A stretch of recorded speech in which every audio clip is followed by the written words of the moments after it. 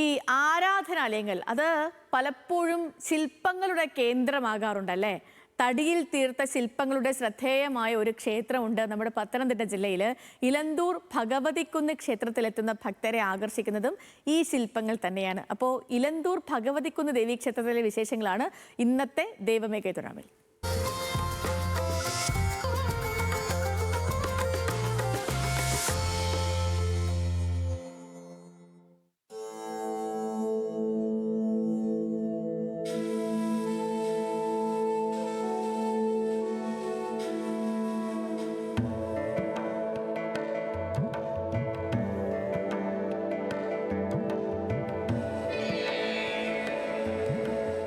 വാസ്തുവിദ്യയുടെയും ദാരുശില്പകലയുടെയും മനോഹാരിതയിൽ നിറഞ്ഞു നിൽക്കുകയാണ് പത്തനംതിട്ട ഇലന്തൂർ ഭഗവതിക്കുന്ന് ദേവി ക്ഷേത്രം. തടിയിൽ തീർത്ത മനോഹരമായ ശില്പങ്ങളാണ് ക്ഷേത്രത്തിന്റെ പ്രത്യേകത.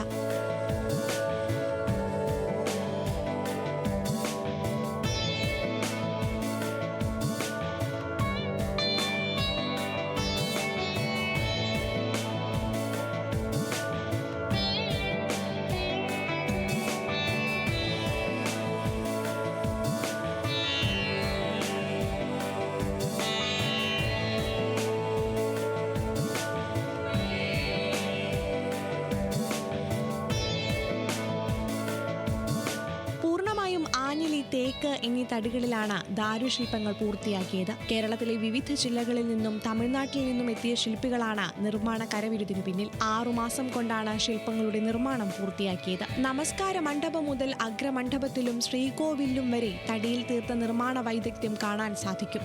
അർദ്ധനാരീശ്വരൻ, ശ്രീകൃഷ്ണൻ, ഗണപതി, മുരുകൻ തുടങ്ങി പുരാണ കഥാപാത്രങ്ങളെല്ലാം തടിയിൽ ജീവൻ തുടിക്കുന്ന രൂപങ്ങളായി ഇവിടെയുണ്ട്.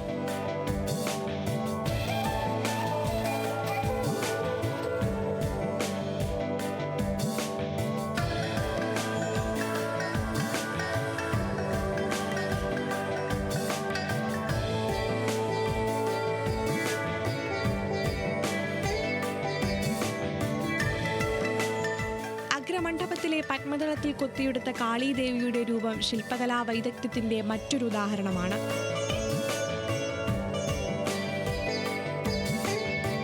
ഭക്തിയും കലയും ഒത്തുചേരുന്ന ശില്പകലാ നിർമ്മാണങ്ങൾ ആരാധനാലയങ്ങളുടെ മുഖച്ഛായ തന്നെ മാറ്റുന്നുണ്ട്.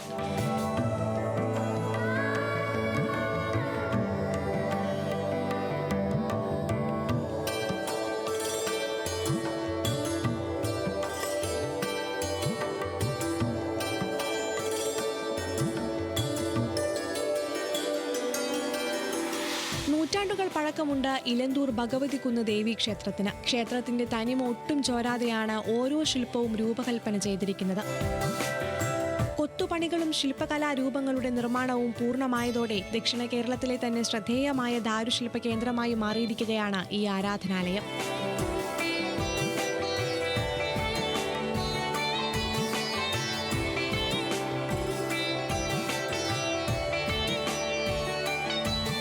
ന്യൂസ് മലയാളം, പത്തനംതിട്ട.